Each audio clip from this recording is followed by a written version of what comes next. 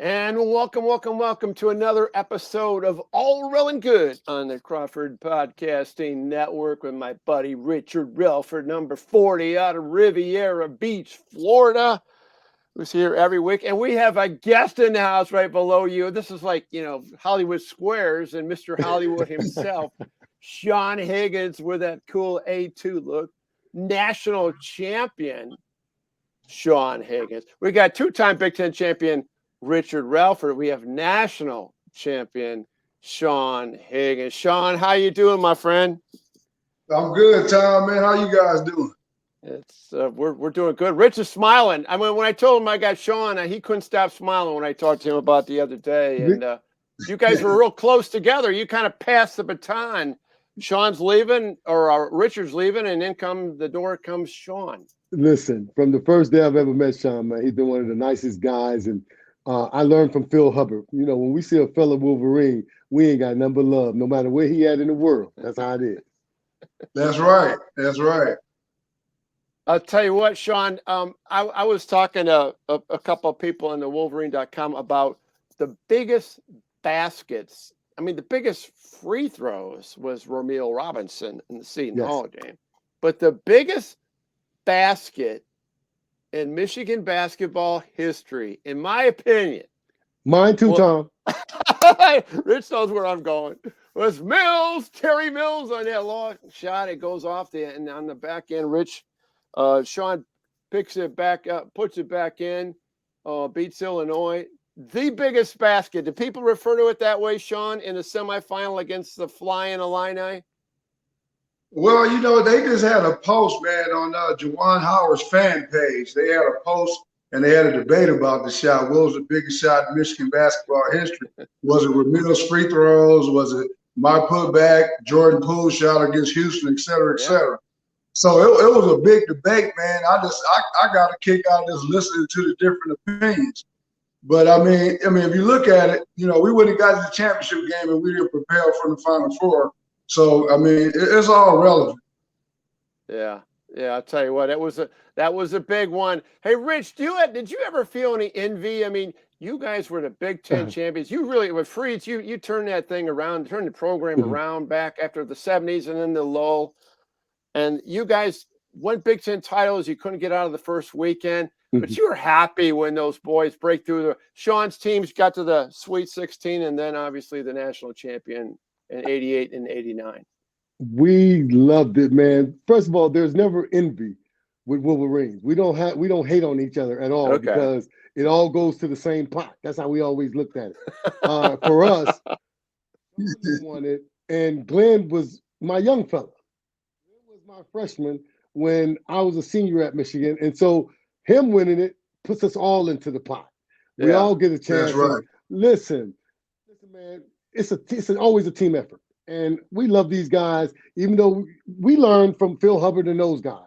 Those guys came behind us. So it's just a cycle, man. Yeah, I suppose it is. Sean, when I think back to your career, it kind of had a awkward start. I mean, you were going to go to UCLA and then you ended up going to Michigan. Can you kind of tell the listeners how all that happened? Where you coming out of Fairfax High School, you end up going to we're going to go to UCLA, but your heart was in Ann Arbor and you ended up at Michigan in the 87-88 season. Well, I never actually was going to go to UCLA. I signed to go to UCLA under coercion. And, it was some backroom dealings that I didn't know about. But my heart was always to come back home to Ann Arbor and go to Michigan. So, that whole fiasco, starting out with my recruitment, that was just some other people doing some things that were behind my back. But, going to Michigan, man, was always in my heart. I had 5 schools that I narrowed it down to, and Michigan always came on top. I had Louisville, Kentucky, Texas. UCLA was on my list, but at the end of the day, my heart was to come back home to Ann Arbor. I learned how to play basketball in Brayburn Circle, right there off of Eisenhower Road. So it made sense, right? Yeah, well, Rich, I saw Sean's dad, Earl Higgins, play for Ann Arbor High School before they even called it Pioneer. Okay. get to the state championship back in the 60s, because I'm way older than you two dudes are. And he was a player, man. He was a flat out dude for the Pioneers, and then went on and played at Eastern Michigan. So, well, you know, they say the apple don't fall far from the tree. yeah, that's the point I'm talking about. Okay, let's talk before we go back. And I love going back in this historical stuff, and we will return to that. But I want to pick your brains about, and Rich has seen this team up close, and Sean from a distance, about this current Michigan team. In fact, Sean, you saw them against Arizona. You're talking out there. You're out there with Gary Grant, and that was in Vegas, if I'm not mistaken. Where you live right now. People might not realize that. But right. what? Let's start with you, Sean. What's your take on this Michigan team? A nice bounce back win against Maryland, but where are you at with the Wolverines? Just young and trying to find their identity. You know, that's basically what it is. I mean, you look at Caleb Houston coming in with the fanfare that he had, been a McDonald's All-American. You can tell he's still a puppy, and he's still trying to find his way around the yard. And same with Kobe Buffkin. He's a talent. I like both of those kids. And you know, you look at the veterans on the team, and Eli Brooks and Hunter Dickerson. I mean, they can only do so much, you know, with the way they play. You know, Hunter, you know, needs someone to get him off. They got to get him the ball. And Eli, you know, him being a scorer, he finds himself in a position a lot of times having to distribute the basketball because of our youth in the backcourt. I mean, Devontae is good. He's still learning Juwan, and so it's just a learning curve for the guys right now. You know, Rich, I mean, and Sean, you know, I'm educating you on Rich, and you know him better than I do, and you've known him longer than I have, but he is Mr. Positive. I mean, he has a hard time saying anything negative about this Michigan basketball team. It's really, really difficult. Well, Tom, that's why I'm sitting here smiling, because you can always tell a Wolverine. Did you hear what Sean said? We say this every week, don't we? Yeah. How young these kids is. Yeah. That's why I'm smiling, because as athletes, as basketball players at Michigan, Sean has picked it up just like I did. The one thing I know is these guys are young, but what I believe is as they get older, they're gonna be a piece of work. And so we just have to hang in there with them, man, and know that they're young. And like I told you last week, Tom, I had no idea Houston just turned 18. Yeah. You know, and just he's a baby. He's a baby, and you could tell because sometimes he's like stuck like a deer in headlights because he's trying to learn the system. And without that, Tom, we talked about this plenty of time. You can't be an 18-year-old kid just coming into the Big Ten and think you're going to dominate. That's not going to happen. Well, let me go ahead, Sean. Go ahead. I'm sorry. Let me add something to what Rich was just saying too. Is that the other you know, tidbit here with this team is that they don't have a lot of veterans on the team. You know, like when I came in as a freshman, we had veterans. You know, like we mentioned Gary Grant earlier, he was a senior. Glenn Rice, you know, was a junior. You know, we had Mark Hughes and those guys are the same. When Glenn came in as a freshman with Richard and Tarpley and those guys, you know, he came in as a veteran on the veteran team. I don't even think he started his freshman with Glenn Rice. No, he didn't. And so you know, when you see Caleb Houston, you can see the talent in the kid. It's just going to take time for him to find his chops. There you go. Yeah, I talked to Juwan after the game, and I talked to Caleb after the game, after that Maryland game, and Caleb hit that first shot. I mean, it was maybe the first trip down the court. He hit that wing jumper, and then all of a sudden his body language was positive. He's got great parents, got a great support system, Juwan said, and I think he's going to come around. And then he drove to the hoop. He did some things that we haven't even seen from Caleb this year, and so it was a different optic that you saw with Caleb.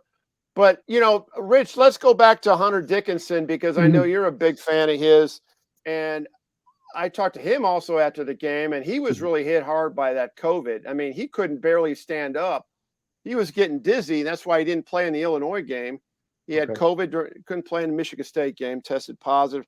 He's finally getting his cardio back. But what'd you see in him against Maryland, Rich? What I love about Hunter, and we talk about this, and I love that Sean mentioned those veteran guys.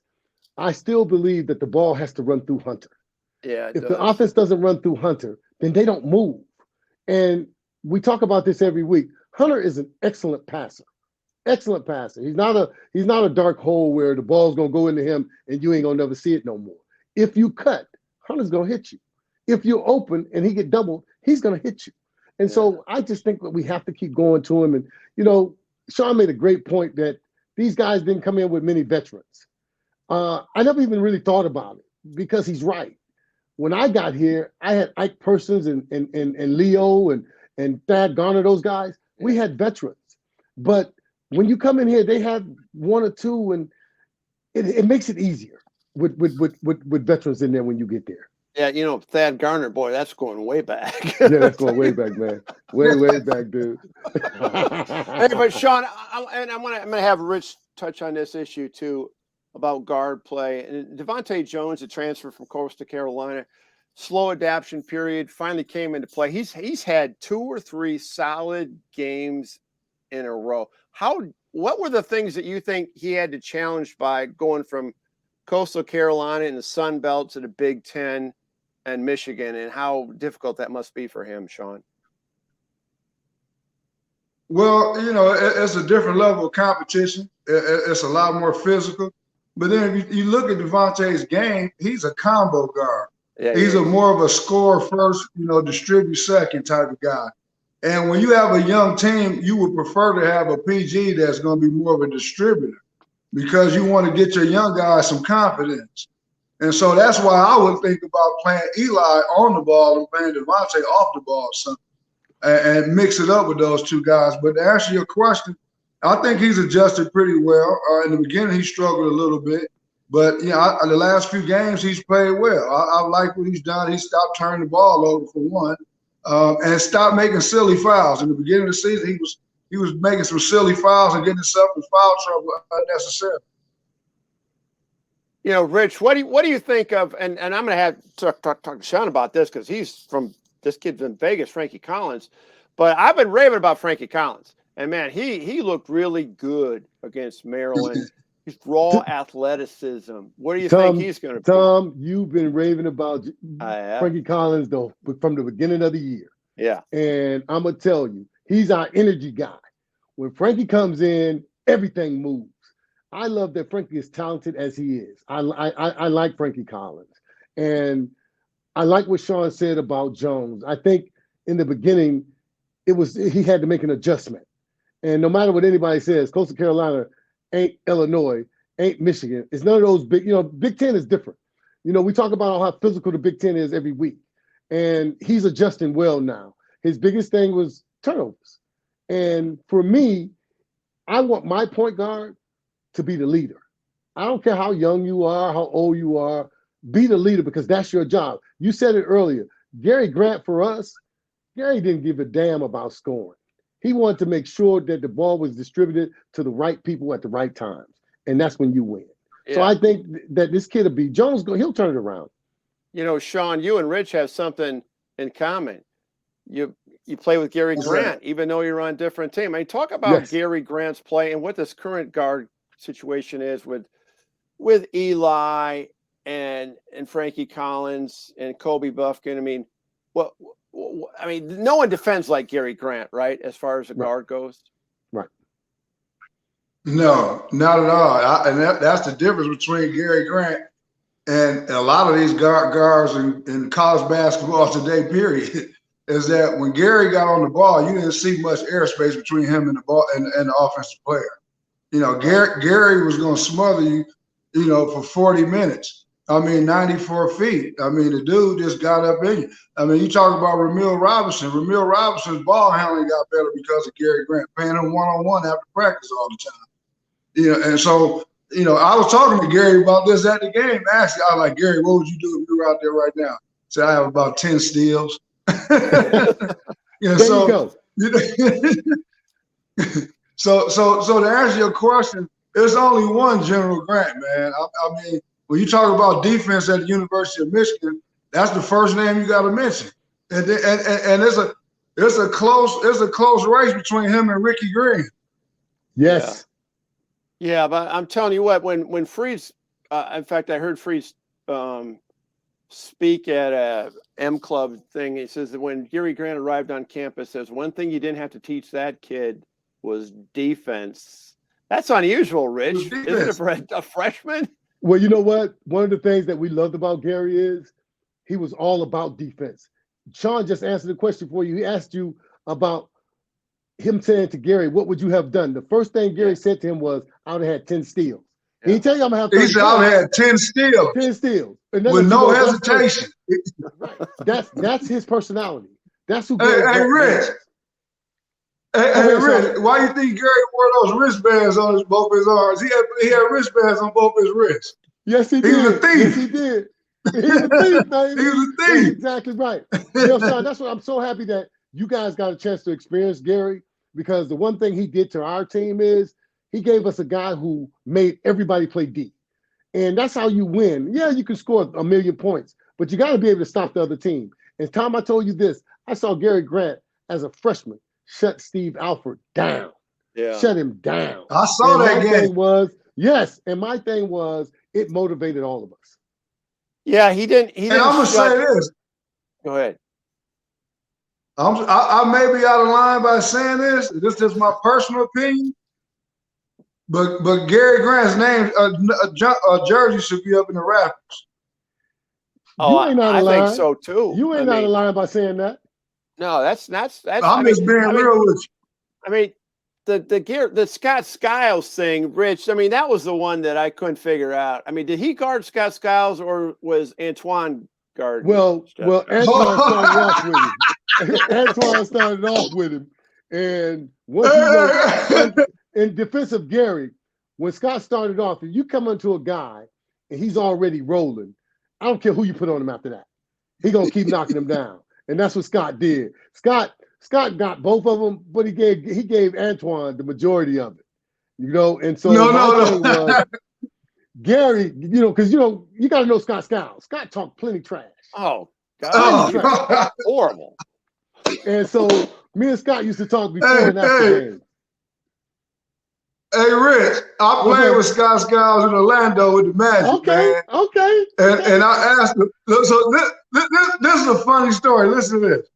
On my recruiting trip, everyone went out to the Gandhi Dancer for dinner with me, right? Okay. And Antoine was still on campus because he hadn't gone to training camp with the Pistons yet. He had just graduated. So Antoine came to the dinner. It was everyone, Gary Grant, Antoine, and the rest of the team. So I asked Antoine, because that was right before I came up there, the year before that Scott Skiles dropped him off. Okay. So I asked Antoine, I said, so who's guarding Scott Skiles? He said, oh, that was Gary. So then I went to Gary.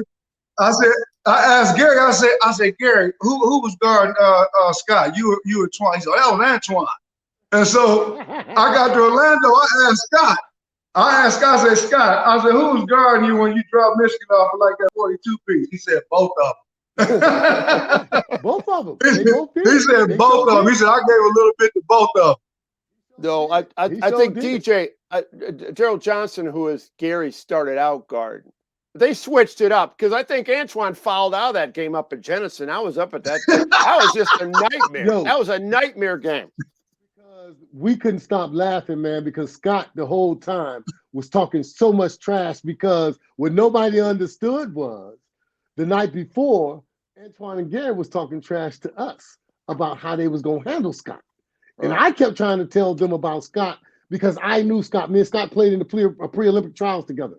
And I said to them, yo, look, fellas, don't let him get a step because he's going to shoot that J. Now, imagine this, Sean, if they had the three-point shot back then. Oh, man. He would have had 50. I'm telling you. Hey, man, I saw Scott Skiles go down to Indiana. We played the Pacers. And he was mad at the Pacers for some reason. You know, he's from Plymouth, Indiana. Right. He had a chip on his shoulder, man. He gave Haywood Workman and who was the other point guard? It might have been Mark Jackson. I'm not sure. He gave him like 41. Woo. He was every shot he hit, he was running down the floor. Can anybody in this gym guard me? well, Rich, you know, I got a lot of respect for you, Rich, because remember the 85 game. you had a breakaway dunk, and the dude jumped on your freaking back. Yes. I mean, that would have been a flagrant one. His ass would have been out of that game. Any other, and you just, you didn't look what you looked around like, what is this thing on my back? I mean, you're pretty cool. I got to hand it to you, man. I got to hand it to you. But Tom, you know what? I think a lot of that stuff, man, them fouls like that, that football muscles kind of helped me out a little bit. that was Tom. dirty. Hey, Tom, how do you remember all these singled out plays though like this, man? Because I'm a sick person. I got this thing called maize and blueism in me. I tell Sean, it's gotta be true, man. It's a sickness. He remembers like the details from like it could be 30, 40 years ago. Okay. I'll give you a little Sean Higgins. So I was down at Rupp Arena in that Virginia game when he went off. What'd you get? 33 on that? And then the bigger game. Well, I had 31 in 20 minutes off the bench. Oh yeah, that's something right there, boy. The bigger game though, Sean, was the Carolina game that I was at, the Thursday night game, because that you couldn't get Carolina. That was your monkey on the back, and you beat Carolina. That was a big win. And Glenn had what, 30-some? You had whatever. Yeah, North Carolina, that was our nemesis, man. They knocked us off the previous 2 years. And, being Dean Smith and the whole prestige of their program, that was, once we got past North Carolina, we knew we had a shot. There you go. Yeah, that's. Yeah. Well, we watched all those games, man. So what, for our Michigan fans out there, Sean Higgins, can you tell our listeners, what are you doing these days? And where do you live in Vegas? What are you doing in Vegas? I live in Vegas, man. I mean, we're still in the pandemic, so they just opened the schools back up here yesterday. They had a pause, the kids going to school. But me personally, man, I just been chilling, man. I played a lot of golf this summer, enjoying the weather. I started a hobby, man. A good friend of mine, he owns a shoe company over in Italy, right? And, I'm a sneakerhead, so I've been designing sneakers, man, luxury sneakers, man. That's what I've been doing the past few months. Really? That's pretty cool. Yeah, man. I'm coming out with my own sneaker. I'm coming out with my own sneaker line. That's my signature, Sean Higgins. Well, send them to me, and I'm supporting. Hey, I'm gonna see. Hey, I'm gonna see you guys something. I got a shoe I created called the '89 Game Winner. Oh, I like it's that. Fat. Yeah, I'm gonna send you a piece. I'm gonna send you a piece of it, man, so you can check it out. I love that, man. Yeah, I think there's a business opportunity here, man. Sean Higgins is going to hit it big with his shoes, don't you think, Rich? We're gonna see what's happening, man. Listen, I just like to design stuff, man. That's all. It gives me something to do, keeps me active, keeps my mind sharp. I'm still in the gym working with kids, though, man. I do my player development. I run my camps. The pandemic slowed us down a lot, so we're starting to try to revamp that up a little bit too. Yeah, you and Rich are in the same category because Rich, why don't you tell our listeners again? Okay, I like you're filling people up what you're actually doing. What are you doing in Toledo and also down at Riviera Beach? I'm what they call a master coach in Toledo. What I do is I make sure coaches teach kids the right thing, and in the process, I help the kids as well. And so it's something that I've loved and had a passion for my whole life. And with the basketball academy in Florida, me and Kenny Anderson run that basketball academy. And it's been one of the joys of my life, man, of being able to give back to my hometown. And I told you we want to build that facility down there, the multiplex. And listen, I'm getting a lot of feedback. And we love I love going back home to Florida and being here in Ohio. It's one of the coolest things. I get a lot of flack from these Buckeyes, but please, I'm standing strong, man, with my Wolverines. Rich, how's Kenny doing, man? Kenny was my teammate with the New Jersey Nets. Yes, he was, and we've talked about you many a time. He's the head coach at Fisk. Yeah, I know. He had a couple of health issues, man. He's doing better? Yes. Oh, he's doing much, much better, man, because he had Bell's palsy. That's what he ended up having. Good. And he recovered 100% from that. Sweet. Kenny's a good guy. I'm going to tell him we talked. Don't worry. He'll hear about you. Yeah, tell him I said hello, man. I think, Rich, I think we need to have Sean on a few more times. We're barely scratching the surface here. We've gone 25 minutes. We're going to do this again. Let me tell you something, man. It's always been like this with us, man. That's exactly right. And Tom, I'm gonna tell you, when you told me you was gonna have Sean, I got excited because see, when all of us get together, it's the same way with Sean, Antoine, Butch, all of us. You notice how enthusiastic we are about talking about our Wolverine. You know, I think what we need to do next is have a quad. Me, you, or you, Rich, Sean, me, Gary Grant. What do you think? I love it. I love it. Sean's out there with Gary. We can make that happen. Yeah, I tell you, I just saw Gary, man. Gary took me out on my visit, my first night in Ann Arbor. He was my host. I know that was crazy. I had to ditch Gary. Look. You want to hear a funny story? Gary was taking me around, right? And he got lost. I was taking him around because I grew up in Ann Arbor. He got lost. I said, "You're going the wrong way." And he's like, "How do you know?" I said, I went to elementary school here. I know my way around Ann Arbor. That's funny. Hey, Gary was taking me over girls' house. I'm going to take you over a couple girls' house, let you meet a couple girls. Because I know. I walk in the house, the girls were like, "Sean, how are you?" They already knew me. How come that does not surprise me? It doesn't surprise me at all, Tom. No surprises here with Sean Higgins, number 24. I know. There you go. All right, guys, we're gonna do this again in another few weeks. We have to. This is just too good. So anyway, it's all Rell Good on the Crawford Podcasting Network. Again, Rich Rellford, co-host Sean Higgins. You delivered it in maize and blue style, and I love you both, guys. And we'll do it again. Hey, too, baby. All right. See ya. Take care now. Peace.